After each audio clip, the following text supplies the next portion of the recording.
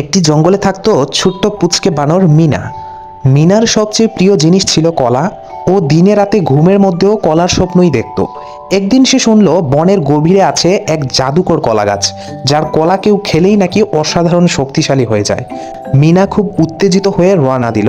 গভীর জঙ্গলে গিয়ে সে দেখতে পেল এক সুন্দর উজ্জ্বল গাছ, আর তাতে ঝুলে আছে সোনালী রঙের কলা। মিনা লাফিয়ে একটা কলা ধরতে গেল। ঠিক তখনই একটি টিয়া পাখি বলল, এই কলা নিতে হলে একটা প্রশ্নের উত্তর দিতে হবে। সে বলল, কি সেই প্রশ্ন? টিয়া জিজ্ঞাসা করলো, শক্তি সবচেয়ে বড় নাকি বুদ্ধি? মিনা একটু ভেবে বলল, শক্তি দিয়ে লড়াই করা যায়, কিন্তু বুদ্ধি দিয়ে লড়াই ছাড়াই জয় পাওয়া যায়। টিয়া হাসলো আর বলল, সঠিক উত্তর। মিনা জাদুকর কলা খেলো, কিন্তু আশ্চর্য, তার শরীর বড় হয়নি, তার মাথার ভেতরে আলো জ্বলে উঠল। সে আরো বুদ্ধিমান হয়ে গেল। সেদিন মিনা শিখলো, শক্তি নয়, বুদ্ধি আসল শক্তি। কি বুঝলে বন্ধুরা?